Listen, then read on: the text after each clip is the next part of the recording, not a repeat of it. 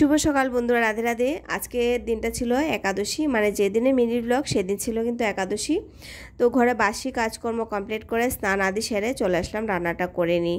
বাচ্চাদেরকে তো খাবারটা দিয়ে দিতে হবে, হেভি খাবারে দিয়ে দিই, সেজন্য আমার রান্নার ঘরে ঢুকতে হয় তাড়াতাড়ি করে। আবার যেই সময়টা লাগে রান্না করি, মোটামুটি ধরো এক টাইমে রান্না হয়ে যায়।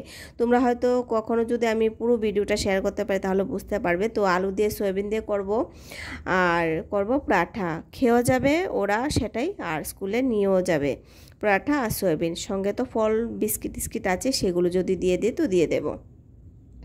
তো আজকে না মনে হয় কত মাস পরে আমি যে দুবেলা রান্না একই সঙ্গে করে নিয়েছি। হঠাৎ করে জানি না কেন মনে হলো যে সয়াবিনটা যদি একই সঙ্গে বানিয়ে নিই তাহলে দুপুরবেলা আমার কোনো চাপ থাকবে না, আর রাজা বাবা খেয়েও নেবে। আজকাল ওর ডিউটিটা একটু অন্যরকমই চলছে, কখন আসে কখন দুপুরে ভাত খাই, মানে ঠিক আমিও নিজে কখনো কখনো একটু ব্যতিক্রম হয়ে যায়। সেই জন্য রান্নাটা আমার প্রপার করে রাখতে হয় ঘরের মধ্যে।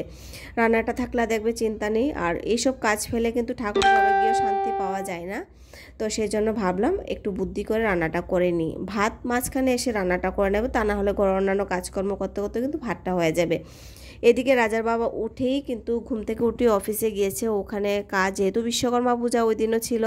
আমাদের গাড়িও পরিষ্কার করতে হবে, বাইকও পরিষ্কার করতে হবে, মালা মানে লাগাবে, নতুন করে গাড়ি যাত্রা হবে। তো সেই ক্ষেত্রে এগুলো পরিষ্কার টরিষ্কার করে রাজার বাবা অফিস থেকে ফেরার পথে আনবে ফুল।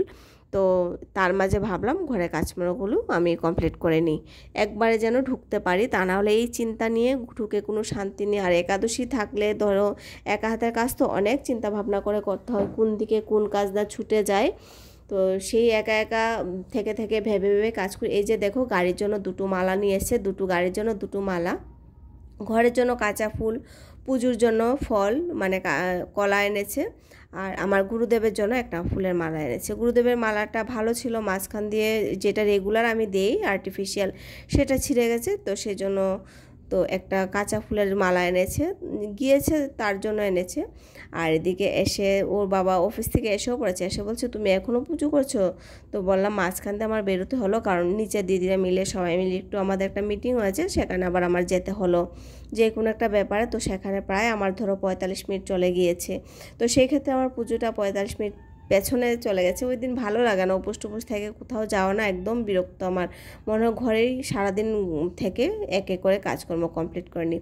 তো যাই হোক, সেই করে একাদশী দিনটা খুব সুন্দর কেটেছে, ভালো কেটেছে। বিশ্বকর্মা পুজো আমাদের খুব ভালো কেটেছে। এখন নবরাত্রি, তো আমি যতক্ষণ ভিডিওটা দিব সেদিন কিন্তু নবরাত্রি শুরু হয়ে গেছে।